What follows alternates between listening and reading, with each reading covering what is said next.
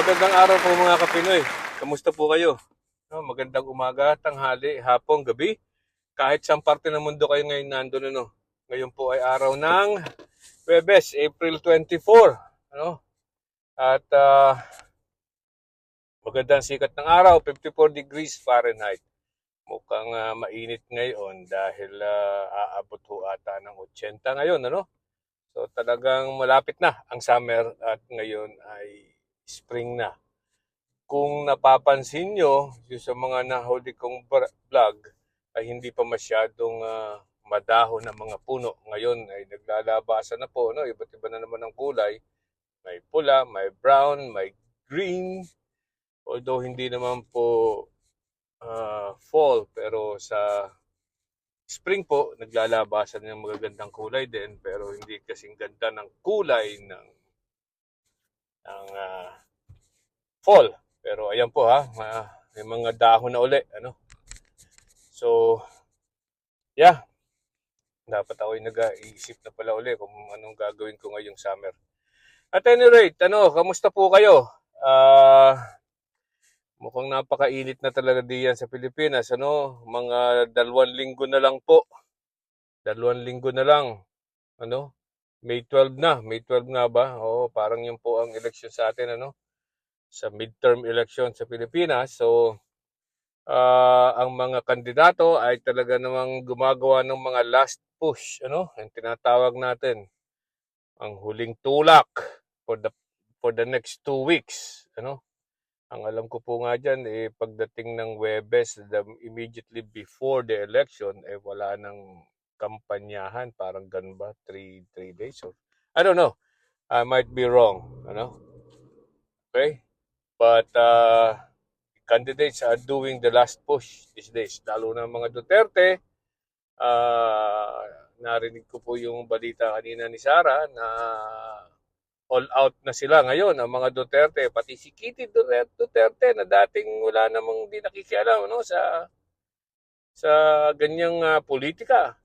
Ay tinap na rin ni Sara Duterte. Mukhang talagang desperate na sila, ganon, At itong mga kandidato rin ng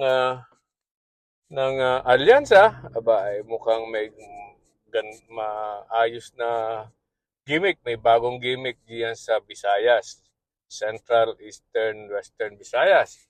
Ano yun? Nagbebenta daw sila ng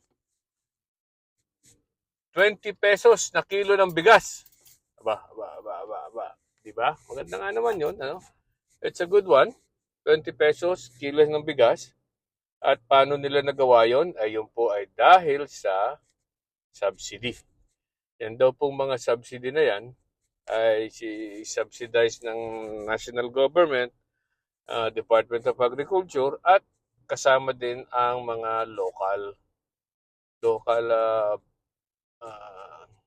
parties, local governments, Kung meron silang budget, parang ganun ba, So, kini-criticize din yun ni Sara Duterte kung bakit nga naman sa Visayas laang, Bakit sa Visayas laang? Ay ganong may paliwanag naman kung bakit sa Visayas laang, dahil nandiyan daw ang unang-una ay nandiyan ang limited pa ang budget, at saka pilot pa lang yan. Padalwa na andiyan yung karamihan ng mga kalakihan ng numero na nangangailangan. Sabi nila, ha? Okay? So, mukhang sinusuyo ng alyansa ang mga taga-Visayas. Well, politically it makes sense as a strategy kasi 'di ba nag-surge ang support para sa mga Duterte, lately. So, at ang karamihan daw ay sa Mindanao and Visayas. So, kung sa tingin ko, kung huling baraha ng alyansa, kung sa huling move ng alyansa para makakuha pa ng boto, ay ibubuhos nila sa Visayas. Di ba? Bakit kailangan ibuhos sa Visayas, hindi sa Mindanao? Kasi sa Mindanao po, mahirap na. Mahirap na makakuha ng makakurot, kumbaga, ng boto pa sa Mindanao dahil talaga naman pong solid, talaga sino-solid ng Mindanao ang ng Duterte ang Mindanao, no? So, mahihirapan at mukhang dito sa Visayas diyan talagang medyo mas malaki ang posibilidad na malaki ang makukuha nila diyan dahil dati naman yung baluarte. O baluarte pa rin ng mga Marcos yan at ng mga Romualdez.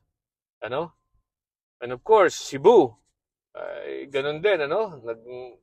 So, mukhang mas, kung talagang kukuha sila ng mas malaking boto, ay ibubuhos nila diyan sa Visayas. Ano? Diyan sa tingin ko makakakuha pa ng mas malaking boto ang alyansa. Well, good luck to them, ano? At mukhang ito rin, ano, itong si Leni Robredo ay mukhang may naitutulong din, may mukhang tulong din. I don't know kung totoo ito ha, but mukhang may mga videos po at pictures na kasama si Manny Pacquiao at saka si Benhur Abalos. At sinasabi itong si Benhur Abalos daw ay tumulong sa kanila sa Naga during the time ng mga bagyuhan, during the time pati ng ang tawag dito, nang siya ay ano pa, DILG secretary. At mukhang ito naman pong si Lenny at saka si Benhur ay mukhang meron din talagang pinagsamahan during the time na siya ay congressman at uh, ng congressman si Lenny at saka nung panahon na siya ay vice president. Mukhang meron talagang nagkakatulungan, ano? At ito naman si Manny Pacquiao ay talaga namang kahit noong during election na naglalaban sila bilang presidente ay sinasabi naman ata ang if I'm correct me if I'm wrong, pero kung hindi lang sila magkalaban ay mukhang iboboto daw ni Lenny itong si Pacquiao during that time dahil alam niyang mabait. Okay? Uh, well, that is her own personal opinion at saka personal endorsement. Padalawa, itong endorsement na to, hindi natin sigurado pa, no? You know, dahil ito pong mga endorsement ko no ay hindi galing mismo kay Lenny. Ano, kung hindi sa webpage nila Pacquiao at ni Abalos. So, coming out from Lenny, hindi pa po lumalabas yun. No? At any rate, sabi nga natin, yan po ay mga personal, kung sakali totoo yan, that is her personal, what we call this, endorsement. Hindi po yan party endorsement, I guess. Ano? Alright? And then, ano pa, by the way, syempre, ito namang balik tayo dito sa 20 pisong kilo ng bigas, ano? Well, it's logical kasi yan din ang mga naiisip ko noon na sa halip na magbigay sa tingin ko ito just a little push sa 20 pesos kilo ng bigas. Na sa halip na mamigay ng mga akap-akap na yan o kung ano mas napakalaking pera at bilyon-bilyon, bakit hindi na lang tulungan ang mga tao na i-subsidize ang presyo ng bigas? Di ba? Naalala ko po noon, bago magkaroon ng parang privatization ba yun ng mga yung bang nung panahon bago nung panahon ni Ramos, ni Cory, ni Marcos. During that time, ang alam ko, meron pong sinasubsidize ng gobyerno ang presyo ng gasolina. Ano? So, kaya po medyo mababa ang presyo ng gasolina noon kumpara sa pandaigdigang market, ano? Parang nasa-subsidize nila, napipigilan nila ang pagtaas, ang grabeng pagtaas ng gasolina during the time. Pero nung pong nagsimula na yung ang pagbebenta o ginawa ng private ang mga gasolinahan o inalis na yung ganong subsidy, nagsimula na pong tumaasan, ano? Yun po. So bakit hindi natin pwedeng gawin ngayon yan sa bigas, ano?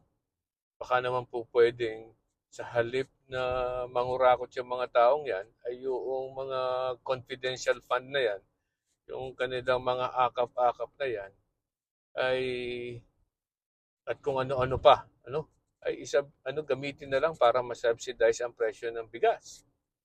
Na hindi naman naapektuhan din naman ang mga magsasaka.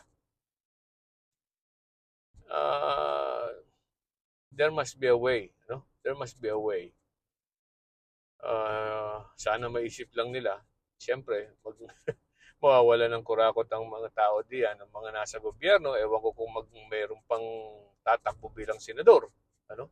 Alam naman natin ang mga politiko na yan, o senador, kung congressman, ay hindi naman yan talagang karamihan dyan sa mga yan, majority, maybe 90% of them, ay hindi tumakbo dyan o hindi kumandidato para lang manalo at magsilbi.